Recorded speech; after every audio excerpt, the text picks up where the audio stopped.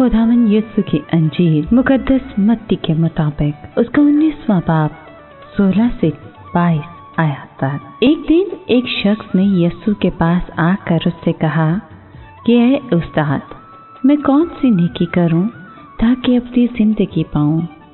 उसने उससे कहा कि तू नेकी की बाबत मुझसे क्यों पूछता है? नेक तो एक ही है, लेकिन अगर तू जिंदगी में दाखिल होना चाहता है तो हुक्मों पर अमल कर। उसने उससे कहा, कौन से हुक्मों पर? यीशु ने कहा कि इन पर, तू खून मत कर, ज़ना मत कर, चोरी मत कर, झूठी गवाही न दे, अपने बाप और अपनी माँ की इज्जत कर और तू अपने हमसाए को अपनी मानद प्यार कर। उस नौजवान ने उससे कहा, इन सब पर मैं अमल करता आया हूँ, अब मुझ में क्या कमी है? यीशु ने उससे कहा, अगर तू कामिल होना चाहता है तो जा और अपना सब कुछ बेच डाल और गरीबों को दे, तो तुझे आसमान पर खजाना मिलेगा और आकर मेरे पीछे हो ले।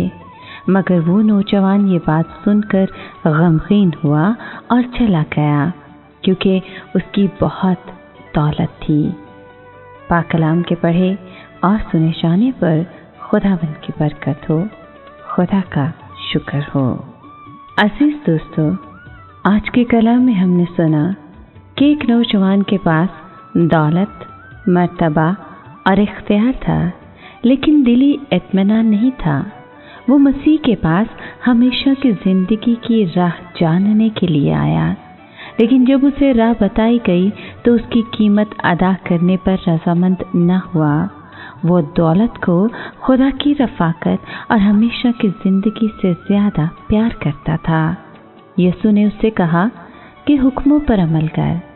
उसका ख़्याल था कि वो हुक्मों पर तो अमल करता है, लेकिन यीशु ने उसे दिखाया कि वो ये ख्याल करने में कैसी गलती कर रहा है, ख़ास तौर पर खुदा और अपने पड़ोसी से मोहब्बत रखने के बारे में। अपना माल और असबाब बेचकर गरीबों को दे, ये निजात हासिल करने की ख्वाहिश को जाहिर नहीं करता। यीशु ने उसे ये काम इसलिए करने को कहा ताकि जाहिर हो जाए कि वो सच्चा मुतलाशी है या फिर नहीं। यीशु ने कहीं भी ये तालीम नहीं दी कि दौलतमंदी बज़ाते खुद बुरी और गुर्बत अच्छी बात है।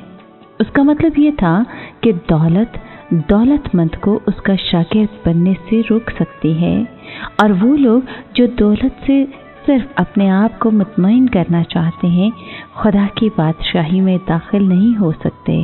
ऐ खुदावन, हमें तौफीक दे ताकि हम दुनियावी माल और दौलत की परवाह न करते हुए सिर्फ सच्चे दिल से तेरे हुक्मों पर अमल करने वाले बन सकें। आमीन।